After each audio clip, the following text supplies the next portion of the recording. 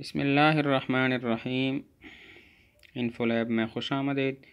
آج کا پہلا سوال ہے، تبلیغی سفر میں مسجد میں دوسری جماعت کروانا۔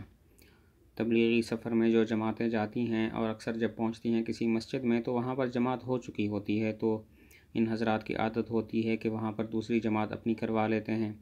ان تبلیغی سفروں میں علماء بھی ساتھ ہوتے ہیں اور وہ انہیں منع نہیں کرتے، تو ان کے لیے کیا حکم ہے؟ کیا تبلیغی سفر میں اگر مسجد میں دیر سے پہنچیں تو اپنی جماعت کروا سکتے ہیں؟ تو جواب یہ ہے کہ مسجد میں ایک دفعہ نماز ہو جائے تو دوسری جماعت کرنا مکروہ ہے۔ مقیمین کے لیے تو ویسے ہی مکروہ ہے، اور جو تبلیغی سفر میں جاتے ہیں، جو مسافر ہوتے ہیں، وہ بھی اگر جماعت ثانیہ کروانا چاہتے ہیں، دوسری جماعت کروانا چاہتے ہیں تو مسجد سے باہر کروائیں، مسجد کے اندر دوسری جماعت نہ کروائیں، کیونکہ مسجد کے اندر دوسری جماعت مکروہ ہے۔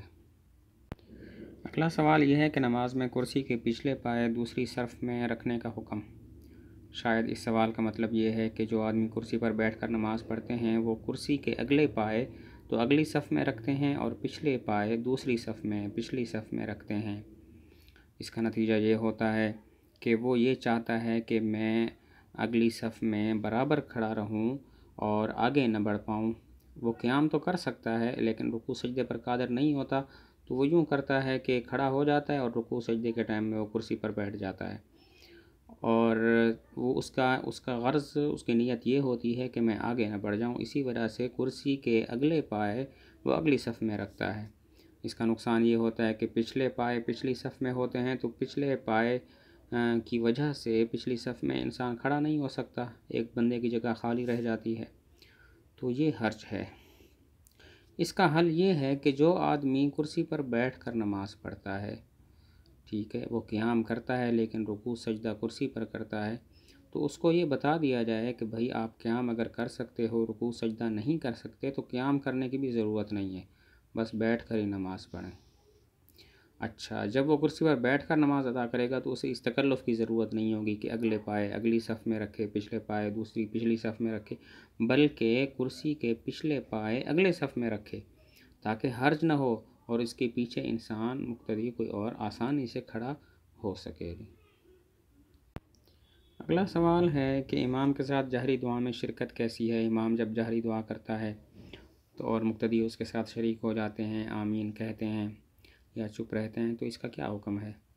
تو یہ بات یاد رکھنے کی ہے کہ جب امام سلام پھیر لائے تو پھر جو ہے مقتدیوں اور اس کا تعلق آپس میں ختم ہو جاتا ہے، ہر ایک اپنی فرداً دعا کرے اور اٹھ جائے۔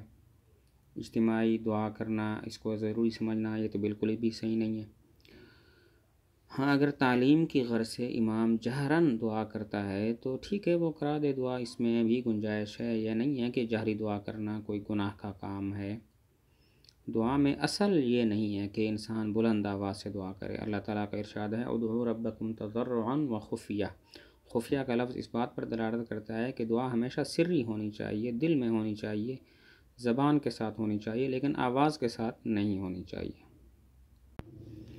اگلا سوال ہے کہ فجر کا وقت کب ختم ہوتا ہے؟ مثلاً فجر کا وقت اور طلوع آفتاب مثلاً 6 بجے ہوتا ہے، تو کیا 6 بجے سے پہلے نماز پڑھنی ضروری ہے؟ تو اس کا جواب یہ ہے کہ ہاں، طلوع آفتاب کے وقت نماز ختم ہو جاتا ہے۔ طلوع آفتاب سے 1 منٹ پہلے بھی اگر نماز شروع کی اور نماز کے دوران طلوع آفتاب ہو گیا تو یہ نماز فاسد ہو گئی، یہ نماز درست نہیں ہوئی، اس کی قضا کرنی پڑے گی۔ تو طلوع آفتاب سے پہلے اپنی فجر کی نماز مکمل کر لینی چاہیے۔